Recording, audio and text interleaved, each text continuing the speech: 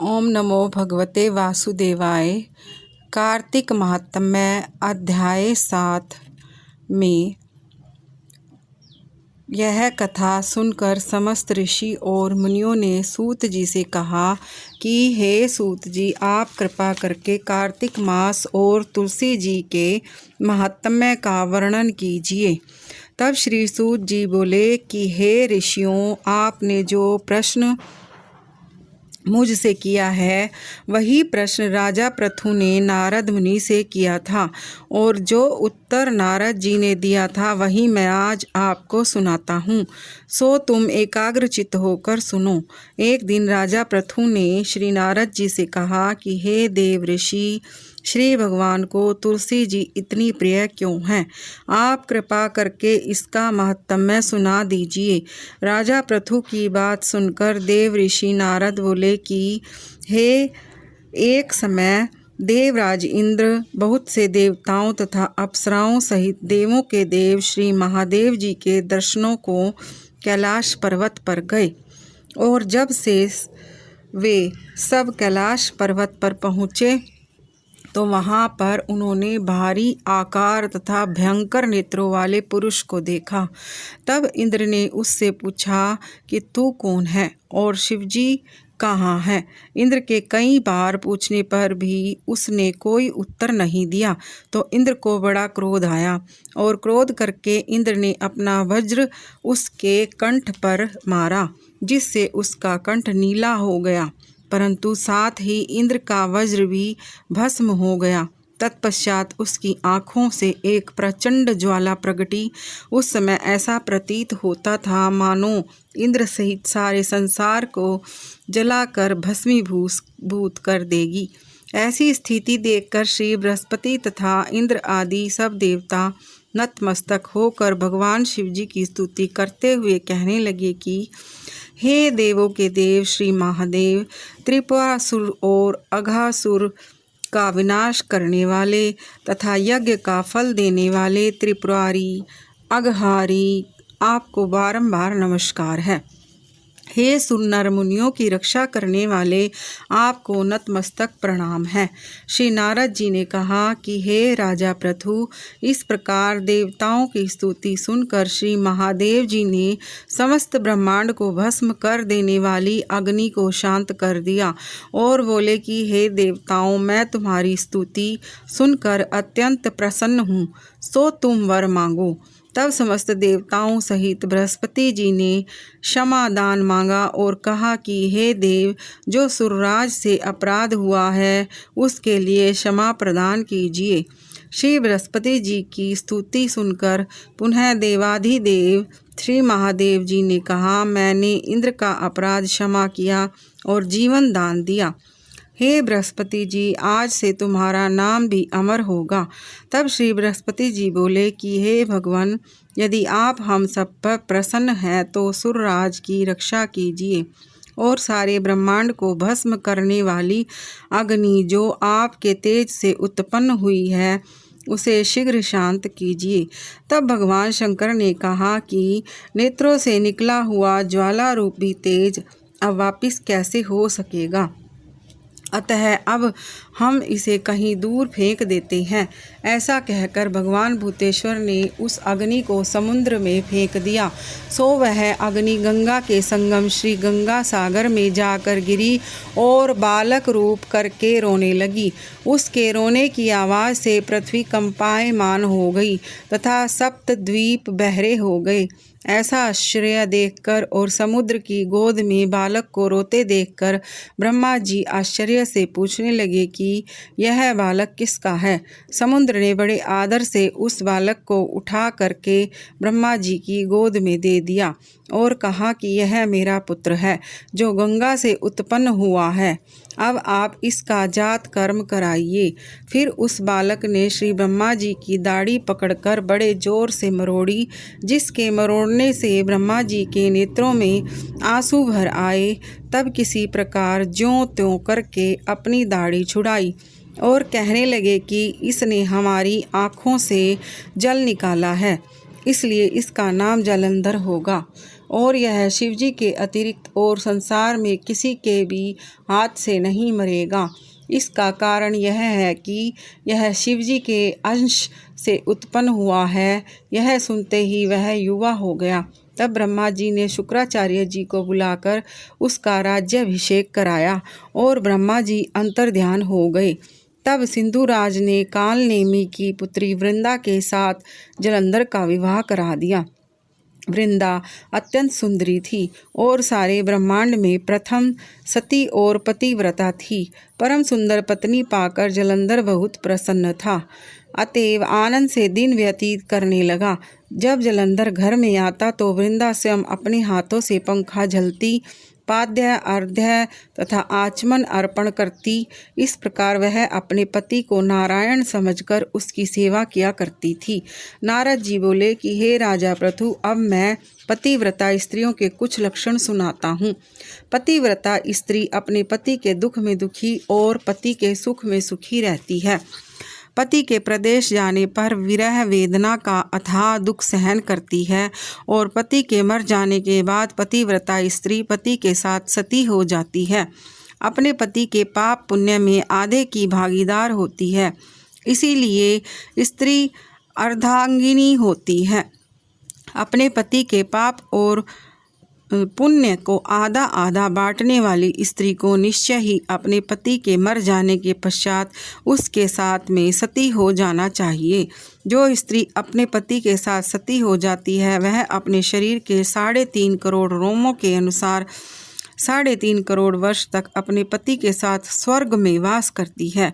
जो स्त्री सती होने के लिए शमशान भूमि तक जितने कदम उठा कर जाती है उसको एक एक कदम पर एक एक यज्ञ का फल प्राप्त होता है। ऐसी स्त्री अपने माता पिता और पति इन तीनों कुलों को पवित्र कर देती है।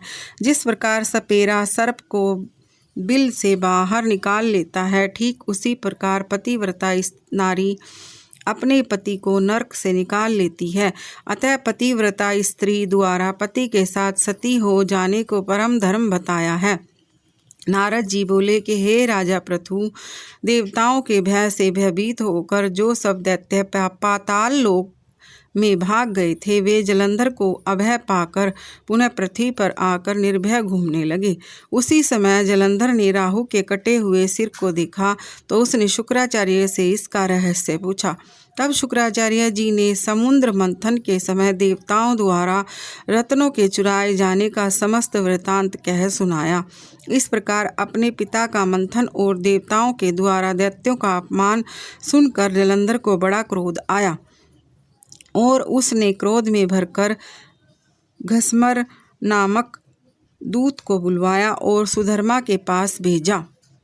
उसने देवराज इंद्र की सभा में जाकर अभिमानवश न मस्तक झुकाया और न नमस्कार किया। साथ ही गरज कर कहा कि हे दैत्यराज, जालंधर ने जो कुछ कहला भेजा है सो सब कान खोल कर सुन लो। उन्होंने कहा है कि मेरा पिता का मंथन करके जो 14 रत्न तुमने ले लिए हैं उन पर तुम्हारा कोई अधिकार नहीं है। अतः भला इसी में है कि वह सब हमको वापिस लौटा दो। दूत के यह अभिमान पूर्ण शब्द सुनकर इंद्र भयभीत हो गया और विस्मय के साथ बोला कि हे समुद्र सदैव हमारे शत्रु दैत्यों की रक्षा करता है, इसीलिए हमने उसको मत कर जो रतन लिए हैं उन पर दैत्यों का कोई अधिकार नहीं है। दूत ने देवराज के ऐसे वचन सुनकर वापिस लौटकर जालंधर को जाकर उत्तर सुना दिया, जिसको सुनकर जालंधर को बहुत क्रोध आया और देवताओं को जीतने का उपाय सोचने लगा। उसने सभी दिशाओं में अपने दूत भेजकर पाताल में संदेश देकर समस्त दैत्यों को बुला लिया और शुंभ और निशुंभ को दैत्य दल का सेनापति बना दिया। उन्होंने दैत्य दल सहित नंदन वन में जाकर इंद्र की अमरावतीपुरी को चारों ओर से घेर लिया। तब इंद्रदेव की आज्ञा से देवता भी युद्ध के लिए तैयार होकर मैदान में आ डटे और अनेक प्रहार के शस्त्रास्त्रों से दैत्यों और देवताओं का युद्ध आरंभ हो गया। दोनों पक्ष एक दूसरे को मार मार कर गिराने लगे। सब और श्रोणित की धारा बहने लगी।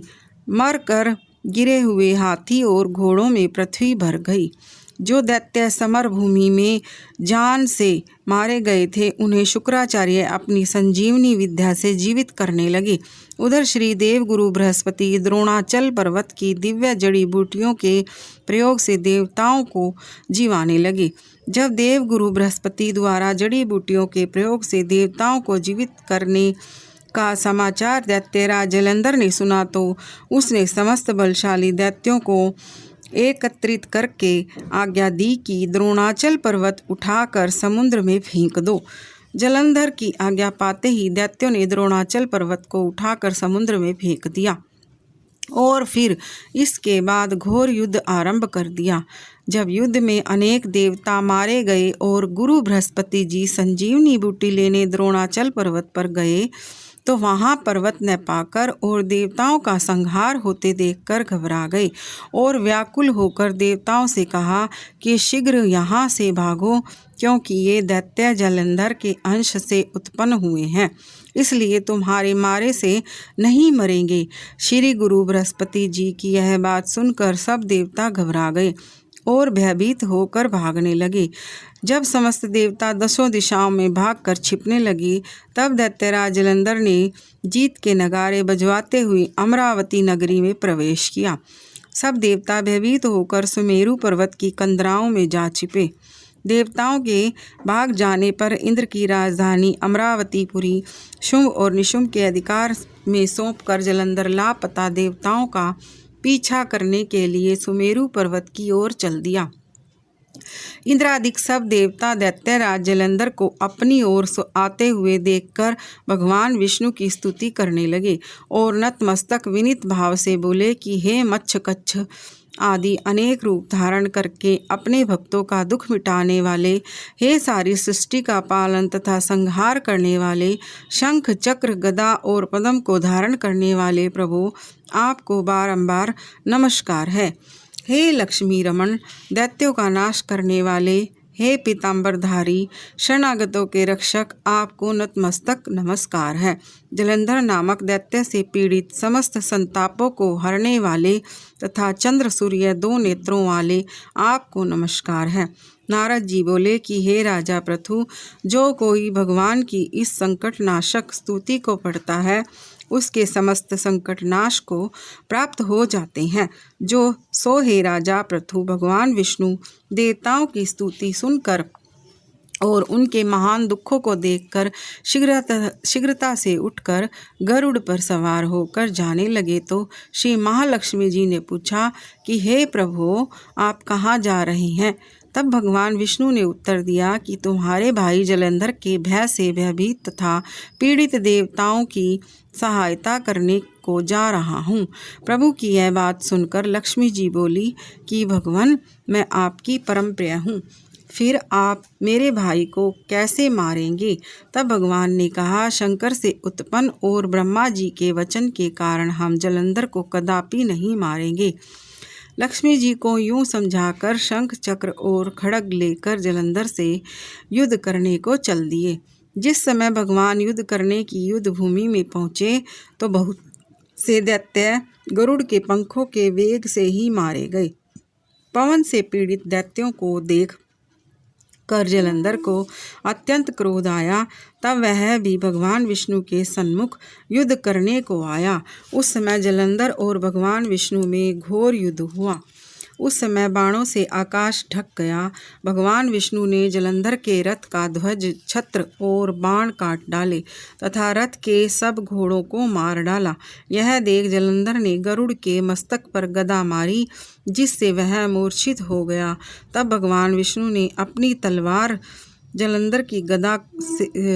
से जलंधर की गदा को काट दिया। तत्पश्चात जलंधर और भगवान में मल्ल युद्ध हुआ। जलंधर ने भगवान विष्णु की छाती में मुक्का मारा। जलंधर और भगवान विष्णु के घोर युद्ध को देखकर सारा ब्रह्मांड भयभीत होकर कंपायमान हो गया। तब भगवान विष्णु ने कहा कि हे दैत्यराज, तुम्हारा और हमारा युद्ध ठीक नहीं है, क्योंकि तुम लक्ष्मी जी के भाई हो। तब जलंधर ने कहा कि यदि आप प्रसन्न हैं तो मैं आपसे यह वरदान मांगता हूँ कि आप लक्ष्मी और गरुड़ सहित मेरे घर में ही निवास करें। यह सुनकर भगवान विष्णु लक्ष्मी और गरुड़ के सहित उसके यहाँ रहने का वचन देकर चले गए। तब जलंधर समस्त देवताओं के स्थान पर दैत्यों की नियुक्ति करके जलंधर नगर में निवास करने लगा और देवताओं, गंधर्वों व किन्नर आदि पर जितने रत्न थे ये सब छीनकर उसने अपने अधिकार में कर लिए। निशुंभ को शासन करने के लिए पाताल में भेज दिया। वहां पहुंचकर निशुंभ ने शेषादि नागों को वश में कर लिया। इस प्रकार जलंधर देव, यक्ष, किन्नर, गंधर्व और मनुष्य सबको अपनी प्रजा बनाकर पुत्र के समान तथा धर्म की नीति से उनका पालन करते हुए त्रिलोकी को शासन करने लगा। नारद मुनि ने कहा कि हे राजा पृथु, एक समय भगवान का दर्शन करने तथा जलंधर की राज्य लक्ष्मी को देखने के लिए हम भी वहाँ पर गए थे। ये था कार्तिक महात्म्य का 7वां अध्याय। ओम नमो भगवते वासुदेवाय।